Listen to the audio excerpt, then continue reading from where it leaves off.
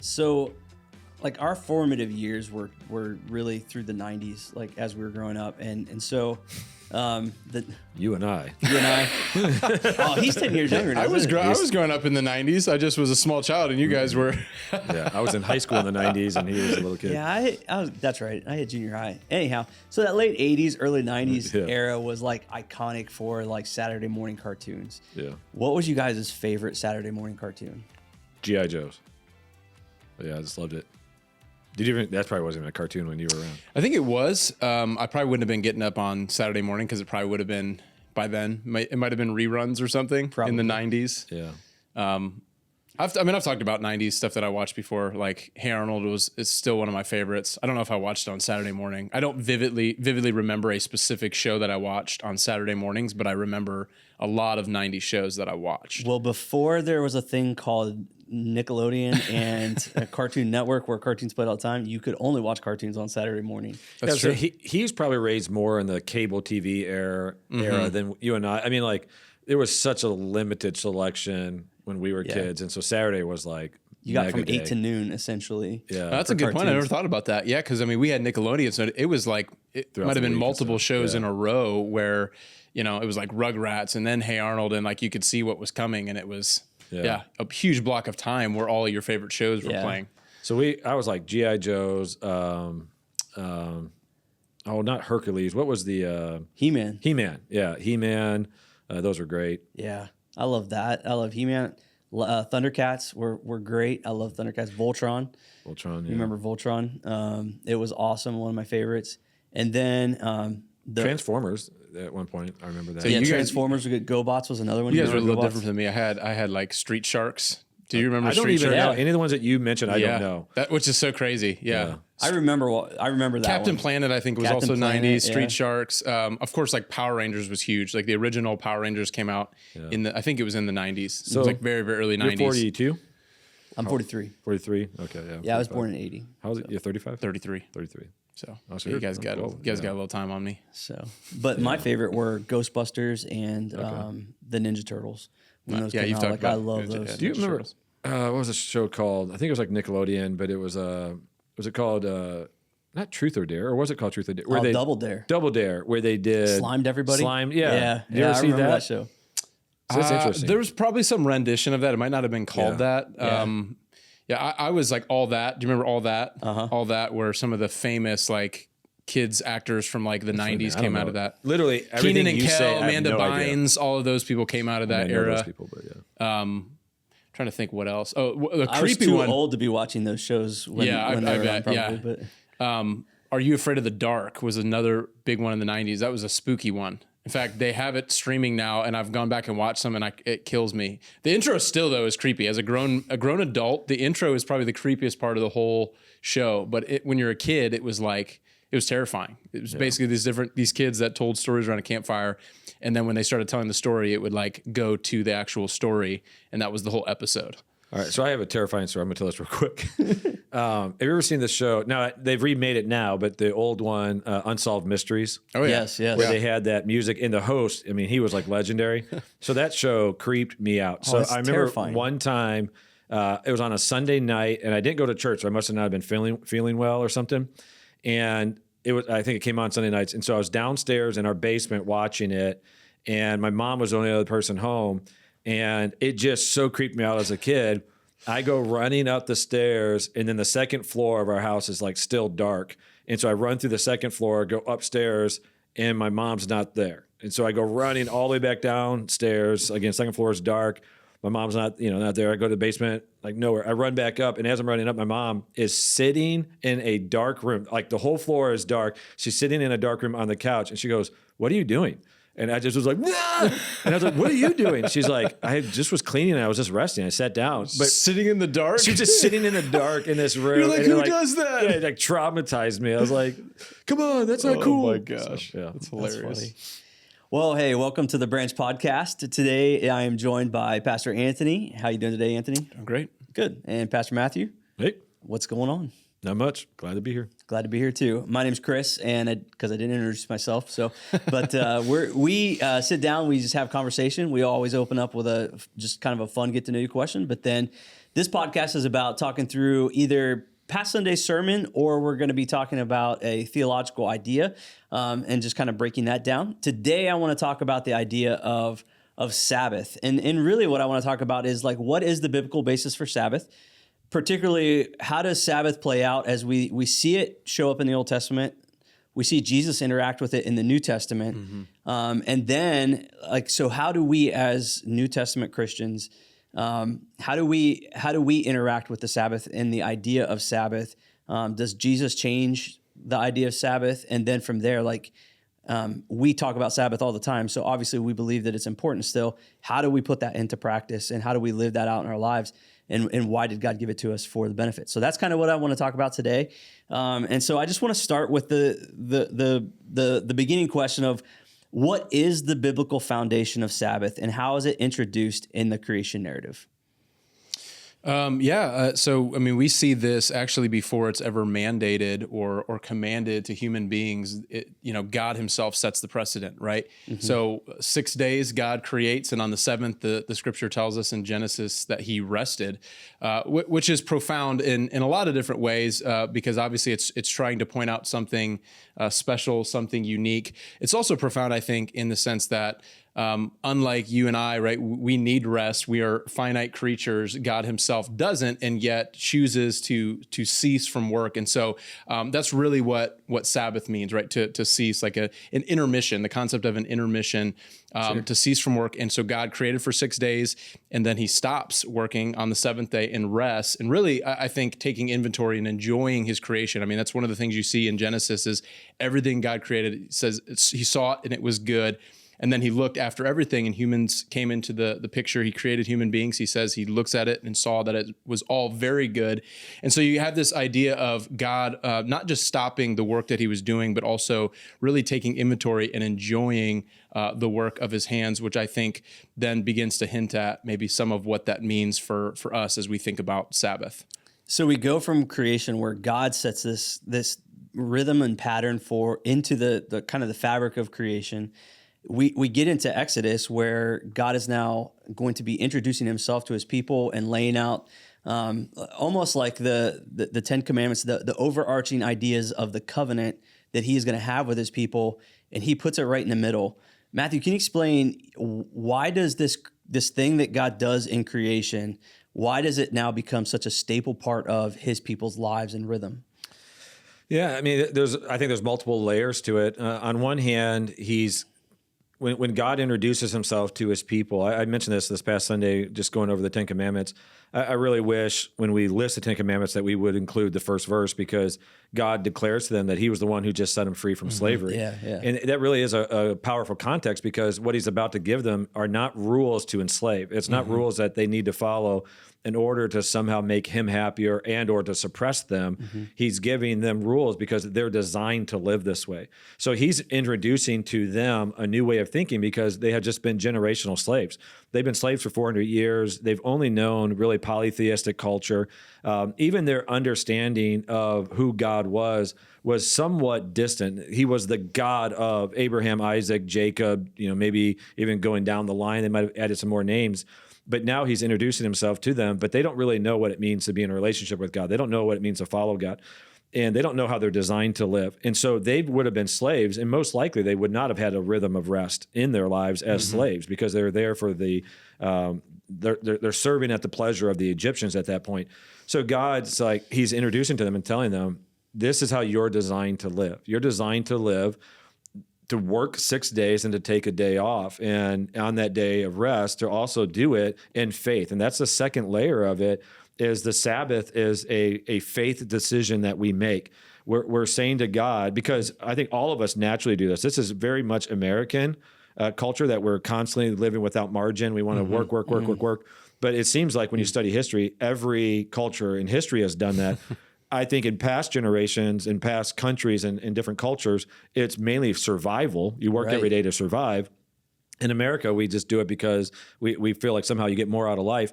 But in both cases, when you pause and say, I'm going to take a day of rest, you're saying, I'm doing this because I'm trusting God. I'm believing that in 6 days with God, we can accomplish more than I can individually in 7 days. And so there's a faith element. And that's why God's commanding it is you're designed to live this way, but also I need you to trust me. And so it is one of those commands that God enforces, and there's actually strict consequence initially to disobedience of it. Yeah, I was going to say, as you see Israel kind of play out, one of their struggles was the keeping of the Sabbath. Yeah. And as God brings them out of slavery, brings them into the promised land, one of those key factors, one of the things that they're going to run up against is they don't keep the Sabbath, right. And then they're exiled from that land. And so and so they're taken out of the land, and that is the context that really sets the framework for the showdown that we see between the Pharisees and Jesus in the conversations about Sabbath, because Sabbath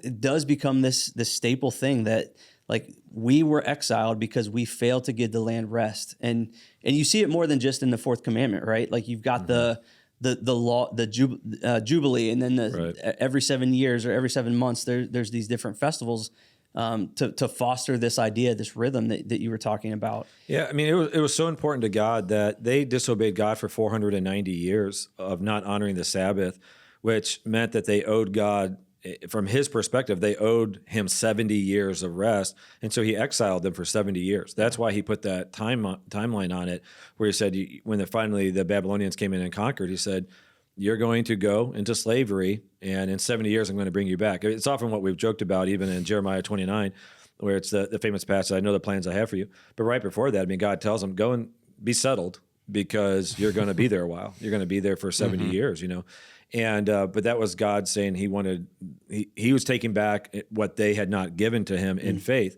But yeah, I mean, when you look at, it wasn't just 1 day a week. It was the 7th year was to be a year of rest, and then the 50th year would have been the year of Jubilee, where in that year you're forgiving debt, you're releasing slaves.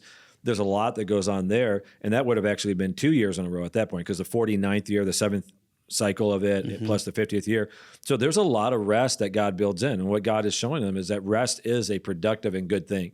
And every culture, it's crazy that we have to command that and enforce that, but that is what every culture has unfortunately fallen into. It's just work, work, work.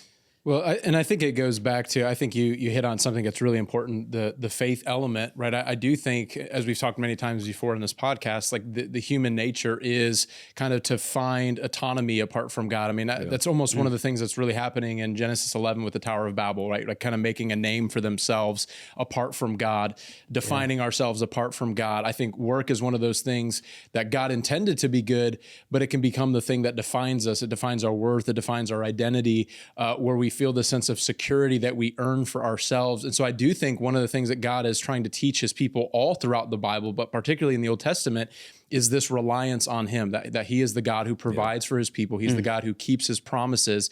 And so there absolutely is an element of faith involved in this, to say that, especially in an agricultural context, which is what they were in, like their livelihood really did depend on their work every single day, where most people today in a modern context, you know, you're going to get a salary, or, you know, you work, you have days off, you have all that stuff that's kind of built in.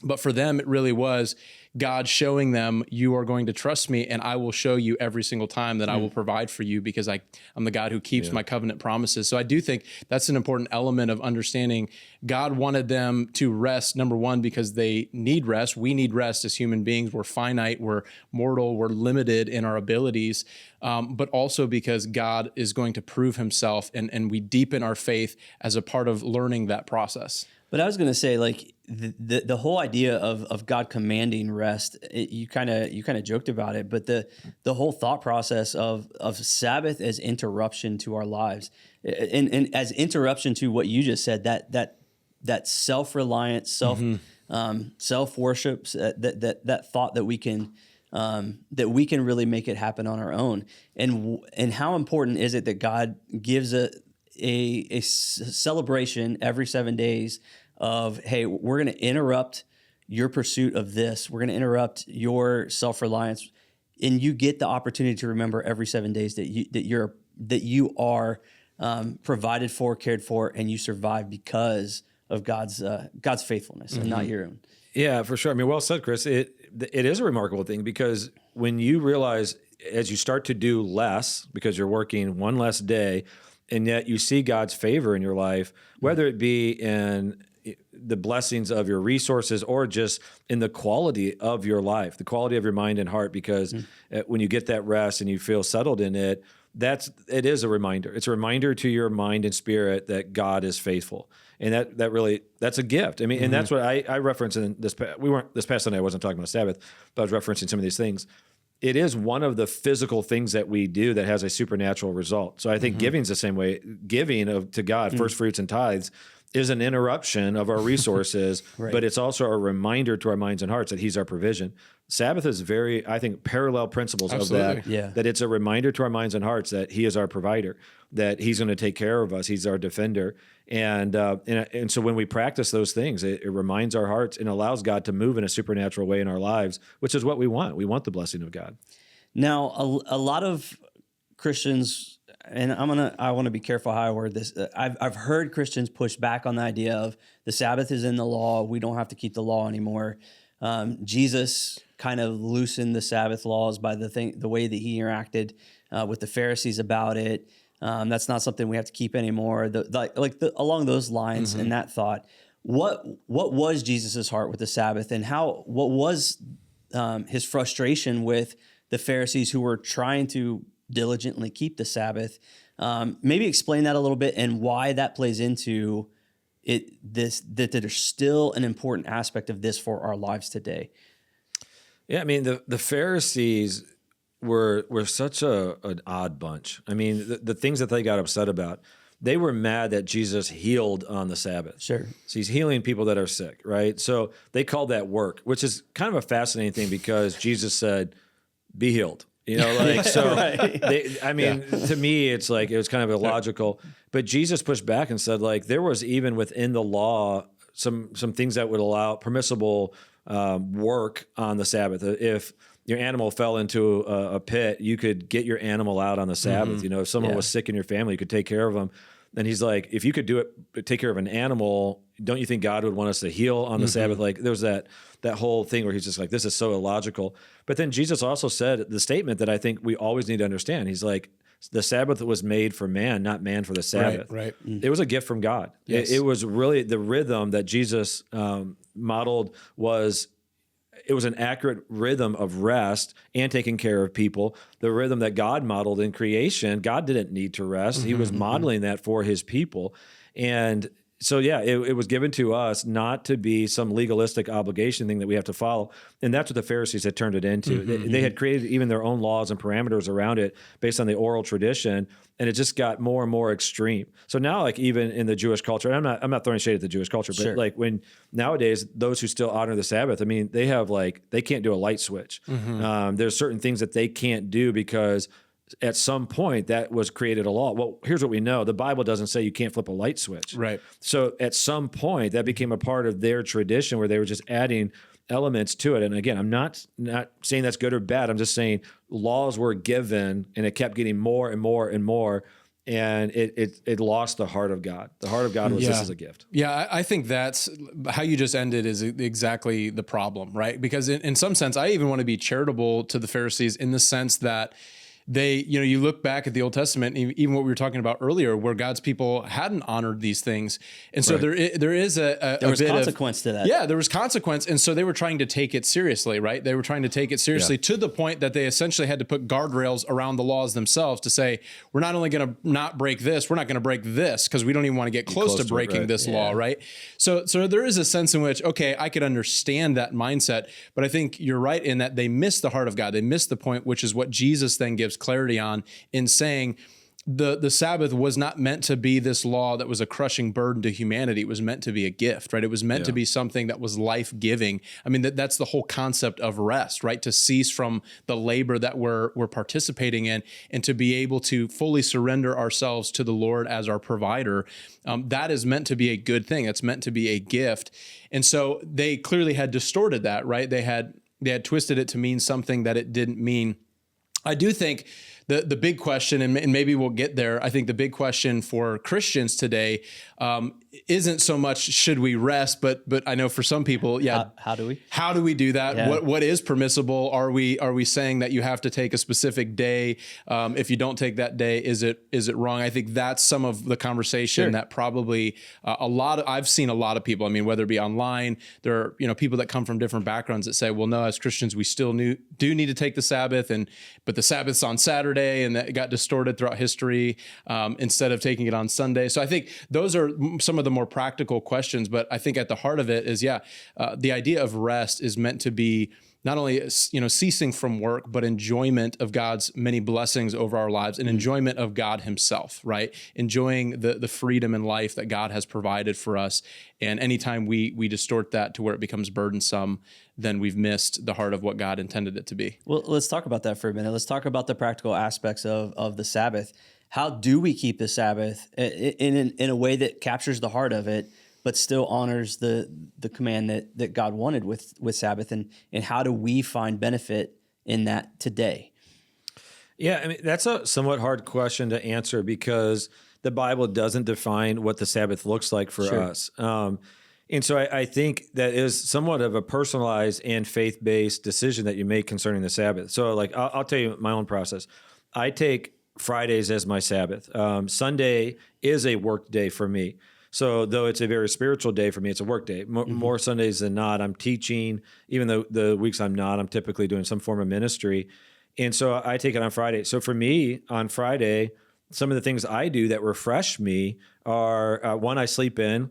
Then I typically go and work out with my wife. So I'm actually exerting energy, but I feel good in working out. Sure. We typically grab lunch, we go home, we watch a show, I take a nap.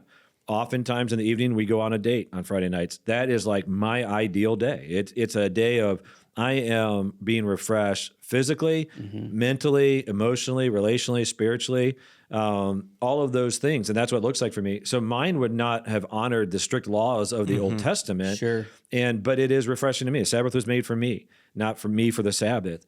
And so I think each person needs to figure it out. I mean, like each of us are wired differently. I know you really enjoy nature, and honestly, you even enjoy doing difficult physical feats. I mean, you will go on a long run. And when I say long run, we're talking tens of miles, which is kind of crazy to think about. And I don't know if you would consider that part of your Sabbath, but I've said like you enjoy that. So there are different things that you can do that refresh you. And I think that's really the heart of what God was saying was in the time of the Bible, he was saying, don't do work because they were doing work to survive. They were doing like in that rhythm. And he was like, you got to stop that because you're doing these things to survive. On this day, I want you just to rest and trust in me. Now with the modern comforts of life and even with our savings and different things, we're not living day to day as a culture. So like, I think Sabbath does look a little bit differently for us. And so again, that's somewhat my opinion, but I don't think because we haven't had the rules defined, we have to figure out in a faith-based relationship with God, what does a healthy Sabbath look like for me? Yeah, I think the other part of it too, it is unique in the sense that when the Sabbath was given, right, Christ had not yet come. And so that adds a different dimension of what we might, consider spiritual rest in Christ. But I do think we are still physical beings. We're still in the body. We still get tired. We still need to cease from work. And so I think I would argue for a Sabbath principle, very much like what you said, rather than saying this kind of legalistic, you have to take it on Saturday, you have to do it on this specific day. Now, granted, for most people, a Sunday Sabbath might be the best thing, right? For those of us who are in ministry, it's a little bit different, but for people who aren't in ministry, starting off the day with your family, eating breakfast, going to church together, worshiping together, that might be a great start to a Sabbath rhythm, and then you go to the park together, you do whatever you do, you have your family custom Sunday dinner. I do think one of the things that Pete Scazzaro, who writes a lot about this, he points out it's even though different for some people who maybe for a living, what they do for work is engaging their mind and emotions a lot more. And then you have people that engage physically with hard labor. Sure. So what rest might look like for them might be opposite, Right, for some people, mowing the lawn is something they have zero desire to do. Like that's the last thing I want to do on my day off. For other people, like I enjoy mowing my lawn, So I do think there is a sense in which we have some freedom because the New Testament in particular, it's been argued that really out of the 10 commandments, the Sabbath is the only one that is not clearly reiterated in the New Testament, in that you never see any kind of paradigm where it says Christians need to do this in the New Testament.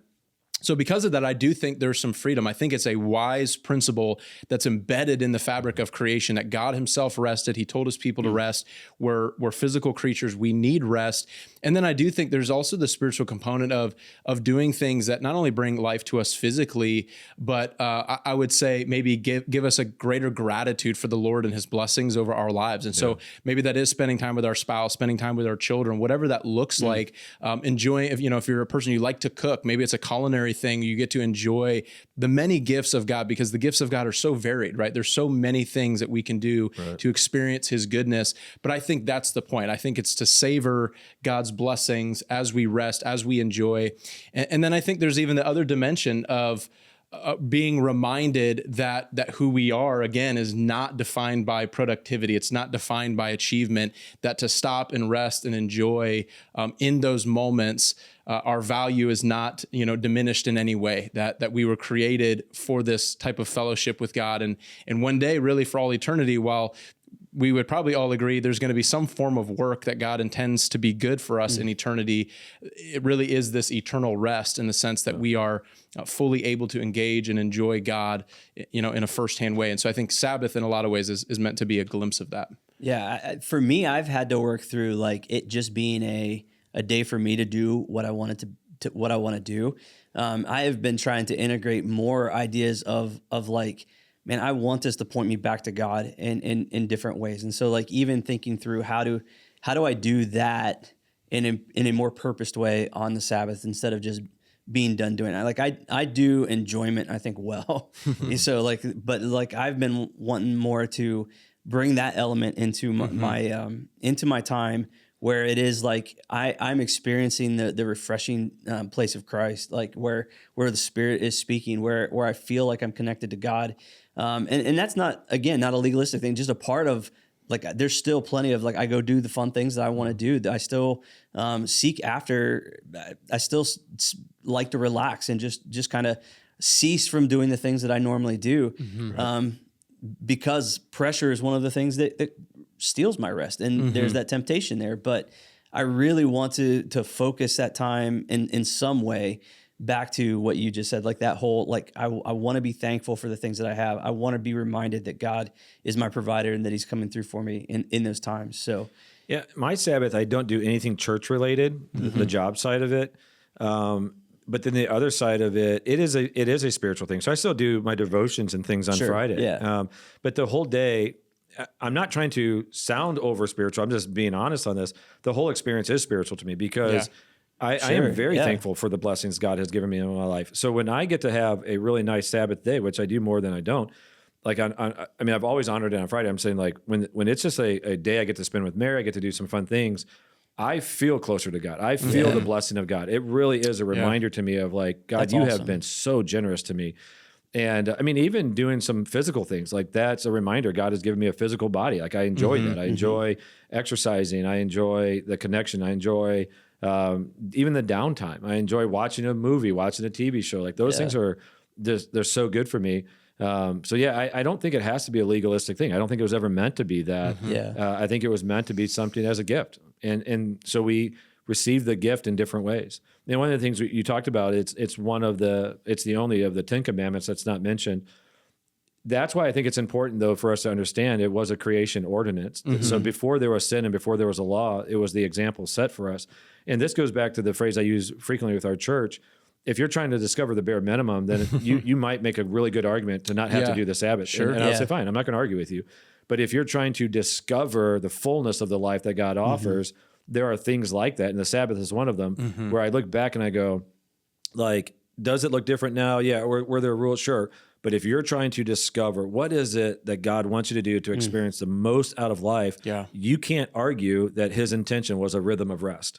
Because why did he give it to them ever? Because on this day, they weren't doing anything for God. They weren't like, it wasn't like on this one day a week, you're going to build me a temple, or on this one day, you're all going to bow down on your knees the entire day and pray for me. It's all fasting and prayer the whole day. It was not that. God was commanding, it is comparable to us as parents when we say to our kids, like, you need to go to bed now because this is better for you. Like you have to command it to them. And they're like, what? Yeah. And we know if you don't go to bed now, it's downhill from here, right? Like you can all. Tomorrow's going to be a nightmare. Right, exactly. And I think we, even as adults, Yeah. there are times that all of us are like, I need to go to bed now because I'm the worst version of myself right now. And so it is a loving Father saying to us, and has been all throughout humanity, you are designed by God before the fall to have a rhythm of rest. And so if we want to discover the fullness of life, we get back to that. So that's why I think it's comfortably a part of the 10 Commandments that all of those things were given so that we can experience life at its absolute best. Culture would be better if every single person honored the 10 Commandments, all of them, including the Sabbath. Yeah. Yeah. Yeah. I was going to say, I just was going to add to that, basically what you ended with. I've always loved that idea of like, even if you as a person did not believe in some of the like spiritual components of Christianity, we believe that these things are from God. They are true. And ultimately they correspond with how human beings were created. And so if we simply did all of these things without even believing some of these other things, we would experience life much more fully than we do now because it's embedded in the way that God created things to be. Yeah. So Sabbath points us back to creation and God's design for us as humanity. But Sabbath also points us to a future hope. For sure. And a future life. And the book of Hebrews does a great job of laying out how Jesus is. It goes on to say he is our Sabbath rest, in that we are being invited into a rest that is going to be eternal. So we practice the Sabbath now for the purpose of reminding ourselves of that rest. Jesus will ultimately heal us and make us whole. Talk about how Sabbath can and how maybe you guys have utilized Sabbath as that reminder and that a place to find the hope in the future restoration of Christ.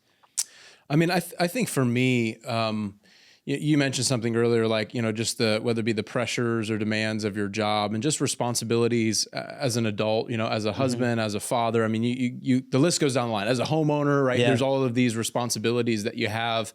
And there's a certain element of exhaustion that comes in there. There's exhaustion that comes physically, emotionally, mentally, relationally in life. And I think those moments of Sabbath rest partnered with the knowledge of Christ, right? As a person who believes in the Lord, a follower of Jesus, those two things partner together. It does bring this awareness. It's almost like it's a taste of the world to come, right? Like, we've all had that thought, man, I wish things could be like this every day. I wish I could. We've all been in those moments. And I think that is a part of what God intends, right? For us to realize, I mean, as the New Testament talks about, Peter talks about that we're exiles in this world. There is this sense in which we do realize this current world in its current state is not our home. And so there's this longing to be freed from our sin nature. There's a longing to be freed from the exhaustion that comes with the life that we live. Even if you are being faithful, even if you're being obedient, right? We still experience those things on this side of heaven.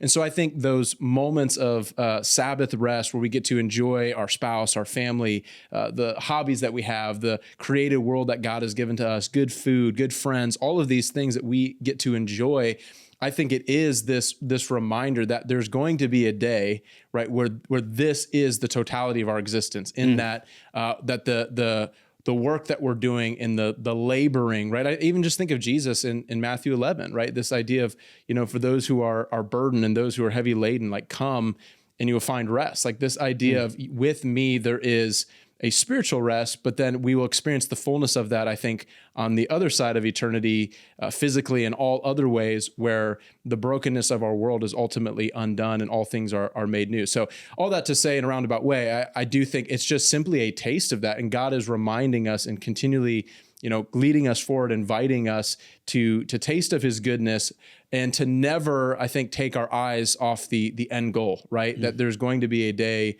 where we're going to get to experience that in its fullness. And I even think in many ways that propels us in our faith journey, in our obedience journey of none of this is in vain, right? Like none of the things that we're doing is in vain, and only in Christ is there true rest, and only in him will I ever find really what I'm longing for. So I think Sabbath is just a glimpse of that for us on this side of eternity. That's awesome.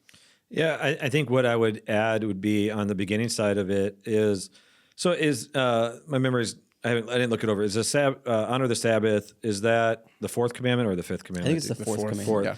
So you think about it in how it's written. So like in the previous question, Anthony was talking about. Both of us had said the same thing, similar, that if people were to honor the 10 commandments, culture would be better. Mm-hmm. But he said if you even remove the spiritual side of it, so that would be basically honoring commandment 4 through 10, culture would be better, right? Mm-hmm. Like we would agree with that. Right. But I think we would also acknowledge if you don't honor the first 3 commandments, then there is not the same level of value with the other one. So the first 3 commandments are put God first, don't have any other gods before me, don't take his name in vain, don't create idols. And I think the reason why I'm saying all that, when you do those first 3 things, put God first, don't take his name in vain, don't worship idols, then you really truly get the rest in the Sabbath when you're honoring it, because you have both the physical rest and the spiritual rest because you're at peace with God. It's the same thing when we talk about Jesus. It is a glimpse to the future. But if you are not prioritizing your relationship with Jesus, as Hebrews is talking about, just like the Israelites missed out on rest because they didn't obey, then they never experienced the promised land, not to the fullness of what God intended. The same thing happens in modern day. If you don't prioritize a relationship with Jesus and spiritually connecting to him, no amount of rest is truly going to provide rest. Yeah, but when you prioritize him and then you experience that rest, that really is when it is a glimpse of what eternity will be. Because even as Anthony said earlier, I think all 3 of us agree that there will be work in heaven. There will be some form, and there will be productivity, but not for the sake of identity or even for provision. It's going to be because God designed us that way. We're going to find joy in it. There won't be the stress of like having, if I don't do this, then I don't survive. You know, like even Adam, the curse of Adam was like, basically the ground's going to work against you. That won't be in eternity. And so there's going to be a rhythm of, I think in heaven, there'll be a rhythm of rest. There'll be a rhythm of work. There'll be a rhythm of rest. There'll be productivity, but in its proper place. There'll be connection to God. And truthfully, there won't be night in heaven. I mean, when you look at the scriptures, and I have many questions about that one because there was night initially, right? You know, like in creation. So you think like, is darkness bad? Like, what's that deal? But but there will be a rhythm of rest, but we can only get a glimpse of that when we prioritize Jesus and then his principles. That's when we really experience it here. Yeah, that's awesome. We can take as many days off as we want, but it's not ever fully refreshing unless it's encompassed in Jesus. 100%. And we know that. I was just saying, we've all been there, right? Where I think that almost treads into the territory of escapism, right? Where you're just kind of like, you turn off your brain and you watch Netflix or you do all of these things, and you find at the end of it, even like, you're just as tired, if not more tired. You're like, I feel exhausted, and I haven't even done anything. Yeah. And I think that's kind of what I was trying to describe earlier. There has been temptations in the past just to escape, as opposed to actually taking time and letting, like what you mentioned, of letting each of these beautiful, wonderful things that God has given me be a gift to be what it is, meant to be draw me deeper into God. And so, so if somebody is listening and they do not currently make Sabbath a priority and it's not a part of their rhythm, what are the practical steps to beginning to put this practice into their weekly time and their weekly rhythm? I would give 2 specific. I would say 1, you have to pick the day and just make it the priority. It will never naturally happen. So you have to determine, I'm going to pick this day and this is going to be the day that I honor. The second part about it is, because we have all learned to live at capacity, you have to say no to some things so that you can say yes to God in this area. So for me, I don't say this as any type of competitive thing with anybody else, but I'm extremely busy, probably busier than a lot of other people, in the sense of I have a job that just is demanding. And so for me, my job is I work all week, but I also know I'm preaching on Sunday. So however you view that, even though Sunday is like the first day of the week, it's the end of my work week from the previous week, if that makes sense. So I work, so I preach on Sunday, then Monday through Thursday, I'm getting ready for Sunday, and then I have Sunday. So I have Friday and Saturday. It would be logical for me to continue to work on Friday, because like sometimes I got to work on my message because I'm going to get up and teach and stuff. In order to honor God, I had to just determine in my mind, no matter what else has happened that week. Friday is not a work day. And so I have to say no to some things in order to say yes to God in that. The beauty of it is I've done this for long enough now that when I go into Friday stressed because I didn't get everything done, there is an unwavering confidence in me that Saturday is going to be a blessed day. That on Saturday, when I sit down and at my normal rhythm, I come in, I go over my notes one more time, I pray over the service and stuff, that God is going to supernaturally bless. And there has been times where, honestly on both sides, where like Monday through Thursday has been rough. I've come home, I'll sit down, like I'm talking like 5 o'clock on Thursday. Like the workday is over, but I'm still studying. I'll sit down at either I'll get in my bed or I'll sit at my dining room table. I'll lay my Bible out. And before I even start, I'll say, God, you know what this week has been like. I'm asking you to help me in this next few moments. And there have been times where like we've all had it, where like nothing's working. Then all of a sudden it works, where it's just God gives me total clarity. All my notes come together. And within a couple of hours, it's done. And that's on a Thursday night. And I'm like, thank you, God, because he knew I'm honoring him tomorrow. Like in faith, I'm believing. I've had the opposite of where I just couldn't do it on Thursday. Saturday morning, I wake up thinking like, man, I am so far behind. I sit down, God just supernaturally blesses. And I go, thank you, God. Thank you for that kindness, you know? And so that's my suggestion is pick a day, but then you have to start saying no to some things. And so like in our family, we know that there's just on the Sabbath, there's certain things that we're just not going to do. This day is going to look a certain way. And so, yeah, that's my suggestions. Yeah, I would say, in addition to that, for the day itself, I would say, pick the things. Here's what I would say. I would say Sabbath is not being apathetic, right? Sabbath is actually being intentional. It's being intentional in a different way. It's being intentional in the things that are giving you life and bringing rest. So I would say to a person, even just take a moment to think through, what do you do? What do you do for a living? What are the things that are the opposite of that, right? If you're doing a specific thing, if you're working with numbers all the time, maybe don't do something with numbers on your day off. Don't be going over your finances or whatever.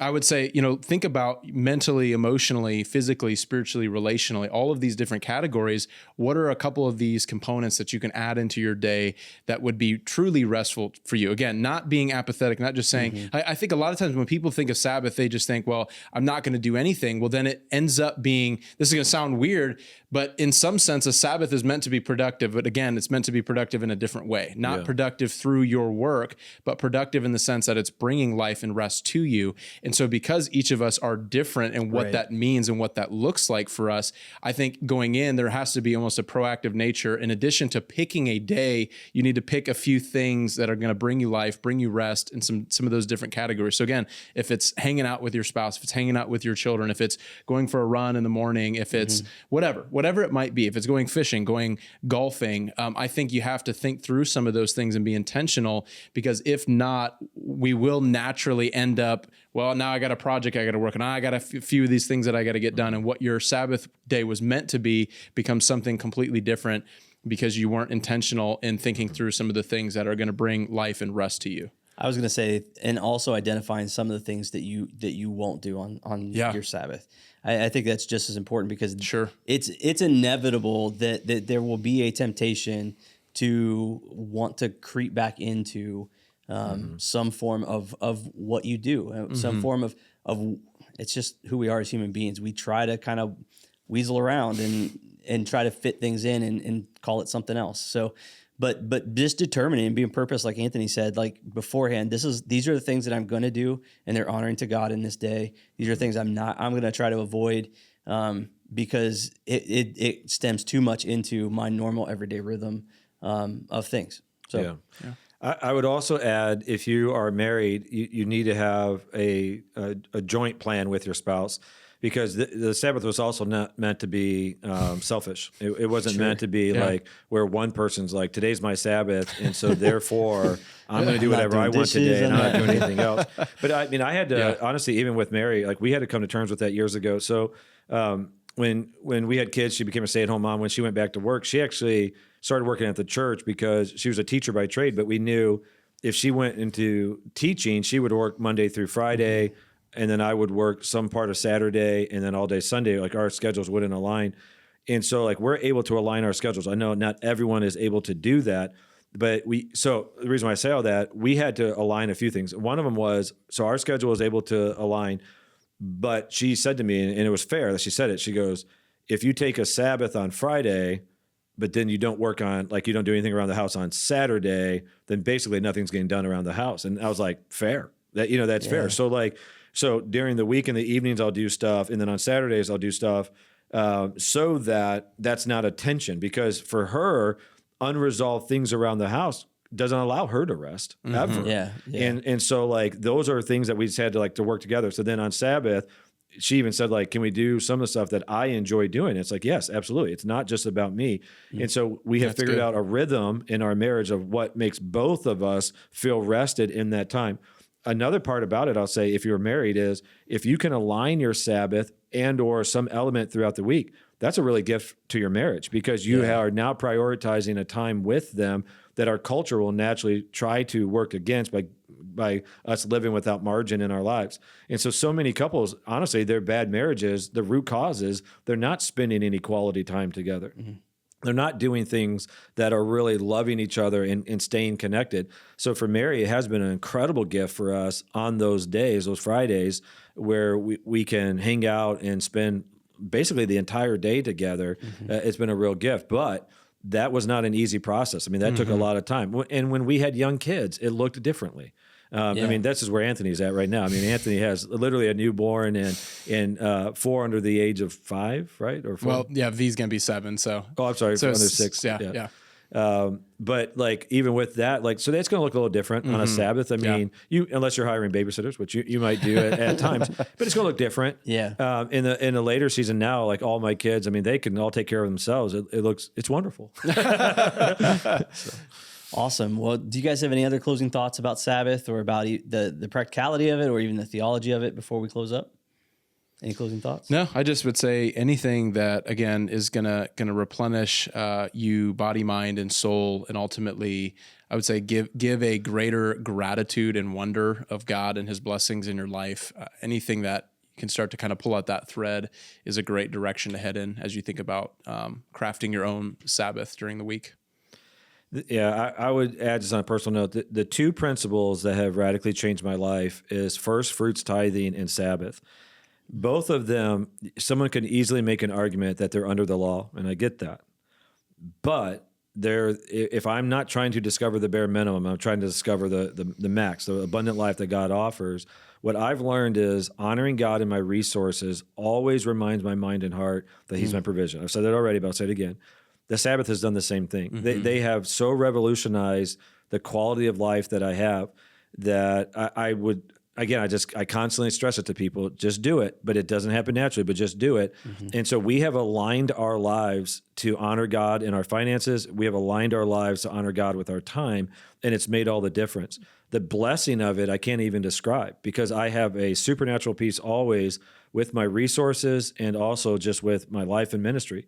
And our staff can attest to this. I stress constantly rest. I do not celebrate burnout. I do not celebrate overworking. I do not celebrate any of that, because I don't think Jesus modeled it. Mm-hmm. When you look at the scripture, you'd be hard pressed to find Jesus ever in a hurry.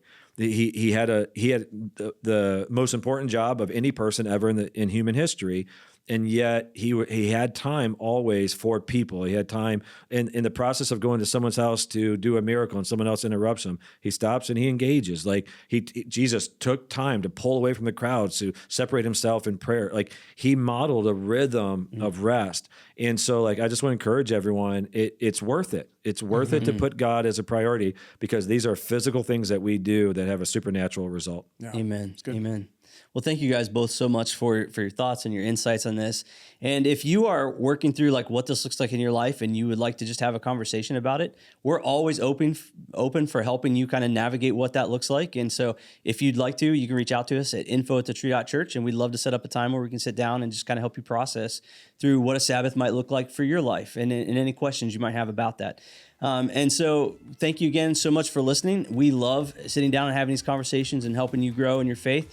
If you need anything at all, like I said, reach out to us at info@Tree.Church, and we hope that you'll see us. We hope that you'll join us again next week. Have a great week.